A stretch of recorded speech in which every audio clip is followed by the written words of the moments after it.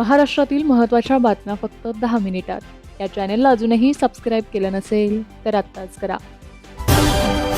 मुंबईतील पूरस्थितीवर कायमस्वरूपी उपाय करण्यासाठी 13,000 कोटी रुपयांचा एकात्मिक पूर नियंत्रण आराखडा तयार करण्यात आला आहे. हा आराखडा केंद्र सरकारकडे मंजुरीसाठी सादर करण्यात आला असून केंद्राची मान्यता मिळाल्यानंतर त्याची अंमलबजावणी सुरू केली जाईल, अशी माहिती राज्याचे मुख्यमंत्री देवेंद्र फडणवीस यांनी विधानसभेत दिली आहे. महाराष्ट्रात समान नागरी कायदा लागू करण्यासाठी 7 जणांची समिती गठीत करण्यात आली आहे. न्यायमूर्ती संजना देसाईंच्या अध्यक्षतेखाली 7 जणांची समिती गठीत करण्यात आली आहे. यासंबंधीची माहिती राज्याचे मुख्यमंत्री देवेंद्र फडणवीस यांनी दिली आहे. खालापूर तालुक्यातील मुठा गावाच्या डोंगरावरून भूस्खलन झाल्याची माहिती समोर आली आहे. प्रतिबंधात्मक कारवाई म्हणून गावातील 500 लोकांचे स्थलांतर करण्यात आले आहे.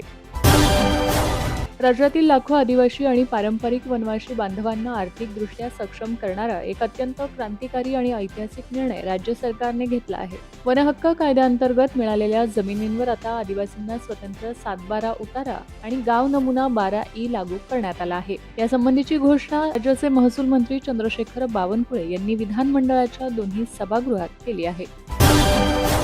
राज्य विधिमंडळाचे पावसाळी अधिवेशन सुरू आहे. सध्या एकीकडे वेगवान राजकीय घडामोड घडत असतानाच दुसरीकडे विधिमंडळातील आमदारांच्या पीए आणि वाहन चालकांच्या मानधन वाढीचा प्रस्ताव आता अंतिम टप्प्यात पोहोचला आहे. त्यामुळे येत्या काळात आमदारांच्या पीए आणि वाहन चालकांच्या मानधनात वाढ होण्याची शक्यता आहे. आमदारांच्या स्वीसहाय्यकांचे मानधन 40,000 रुपये, वाहन चालकांचे मानधन 30,000 रुपये होणार आहे. पगारवाढीचा प्रस्ताव असलेली फाईल अर्थ खात्याकडे गेली असल्याची माहिती आहे.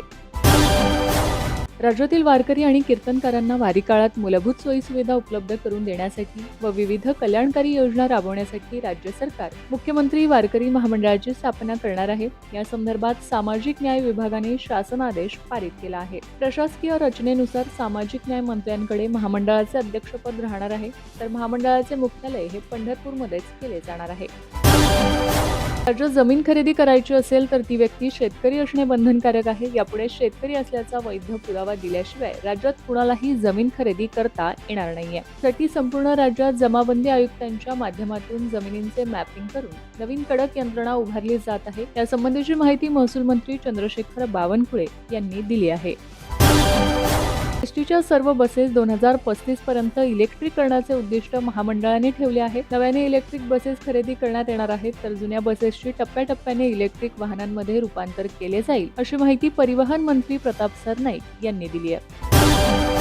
सैराट फेम अभिनेता अरबाज शेख याचे वडील सोलापुरातील हॉस्पिटलमध्ये ऍडमिट आहेत. अभिनेत्याला हॉस्पिटलकडून आलेला अनुभव त्याने इंस्टाग्रामवर शेअर केलाय. व्हिडिओ पाहून अन्न व औषध प्रशासनाचे आयुक्त तुकाराम मुंडे यांनी त्या सोलापुरातील रुग्णालयाच्या चौकशीचे आदेश देतात अन्न व औषध विभागाची टीम रुग्णालयात पोहोचली आहे. अभिनेता अरबाज शेख याच्या वडिलांना डोक्याचा आजार आहे. अरबाजने सोलापुरातील एका खासगी रुग्णालयात उपचारासाठी दाखल केले होते, मात्र हॉस्पिटलने अनामत रक्कम भरण्यास तगादा लावला. शिवाय रुग्णालयाने दिलेले औषध बाहेरून आणण्यास नकार देत रुग्णालयातील मेडिकलमधून खरेदी करण्यास भाग पाडल्याचा आरोप अभिनेत्याने केला आहे. राज्यभरातील संशयास्पद जमीन व्यवहारांवर राज्य सरकारने मोठी कारवाई सुरू करण्याचा निर्णय घेतलाय. विधानसभेत महसूल मंत्री चंद्रशेखर बावनकुळे यांनी याबाबत घोषणा करत ख्रिश्चन मिशनरींच्या ताब्यातील जमिनींसह विविध संशयास्पद जमीन व्यवहारांची सखोल चौकशी करण्यात येणार असल्याचे सांगितले आहे. चौकशी येत्या 3 महिन्यात जमाबंदी आयुक्तांमार्फत पूर्ण केली जाणार असून नाशिकमधील मिशनरींच्या नावाखाली जमिनीच्या अभिलेखांचे विशेष तपासणी केली जाणार आहे. राज्यात मुसळधार पावसाने अक्षरशः कहर केलाय. या पार्श्वभूमीवर अनेक पर्यटन स्थळे बंद ठेवण्याचा निर्णय प्रशासनाकडून घेण्यात आलाय. भारतीय हवामान विभागाने सातारा जिल्ह्यासाठी ऑरेंज आणि रेड अलर्ट जारी केल्यामुळे वाई, खंडाळा व महाबळेश्वर तालुक्यात मुसळधार पाऊस, पूरस्थिती, दरडी कोसळण्याची तीव्र शक्यता वर्तवण्यात आली आहे. दरम्यान नागरिकांनी या आदेशाचे उल्लंघन करणाऱ्यांवर कायदेशीर व दंडात्मक कारवाई केली जाईल असा इशाराही प्रशासनामार्फत देण्यात आलाय. भारताच्या संविधानातील मार्गदर्शक तत्वांना अनुसरून राज्यात समान नागरी कायदा लागू करण्याच्या दिशेने राज्य सरकारने अत्यंत महत्त्वाचे पाऊल उचलले आहे. या कायद्याचा मसुदा तयार करण्यासाठी सर्वोच्च न्यायालयाच्या निवृत्त न्यायमूर्ती रंजना देसाई यांच्या अध्यक्षतेखाली 7 सदस्यीय तज्ज्ञ समिती गठीत करण्यात आल्याची घोषणा मुख्यमंत्री देवेंद्र फडणवीस यांनी केली आहे. समितीने पुढील 6 महिन्यात आपला अहवाल सादर करणे अपेक्षित असून राज्य सरकारचा असा प्रयत्न असेल की आगामी नागपूर येथील हिवाळी अधिवेशनातच हा कायदा दोन्ही सभागृहांच्या पटलावर आणला जावा, असेही मुख्यमंत्र्यांनी यावेळी स्पष्ट केले आहे. पिंपरी चिंचवड शहरातील मोशी कचरा डेपो येथे कचऱ्याचा डोंगर डेपोतील वेस्ट टू एनर्जी प्रकल्पाच्या कार्यालयावर कोसळला. हजारो टन कचरा इमारतीवर कोसळल्याने 3 मजली इमारत कोसळून त्यात 18 कामगार अडकले आहेत. दरम्यान पिंपरी चिंचवड महापालिका, अग्निशमन दल, राष्ट्रीय आपत्ती प्रतिसाद दल, भारतीय सैन्य दलाच्या जवानांनी रात्री उशिरापर्यंत शर्थीचे प्रयत्न करीत एक महिला आणि 6 पुरुष अशा 7 कामगारांना सुरक्षित बाहेर काढले आहेत. तर उर्वरित कामगारांचा बाहेर काढण्यासाठी विविध प्रकारे प्रयत्न सुरू आहेत.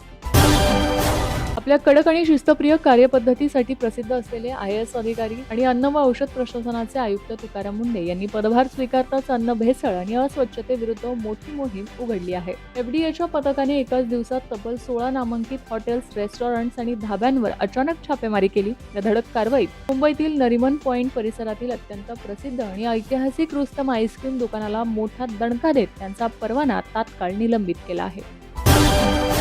आज मराठवाडा भूकंपाच्या धक्क्याने हादरला. हिंगोली, परभणी, नांदेड या जिल्ह्यांना मध्यरात्रीपासून ते पहाटेपर्यंत सलग 4 भूकंपाचे धक्के बसले. अचानक जमीन हादरल्यानंतर गाढ झोपेत असलेले नागरिक जागे झाले आणि घाबरून त्यांनी घराबाहेर धाव घेतली. संपूर्ण रात्र सर्वजण घराबाहेरच होते. या भूकंपाच्या धक्क्यामुळे घरांच्या भिंतींना तडे गेले आणि प्लास्टर देखील कोसळले. अजूनही नागरिकांमध्ये भीतीचे वातावरण आहे. अशामध्ये जिल्हाधिकाऱ्यांनी नागरिकांना घाबरू नका असे आवाहन केले आहे.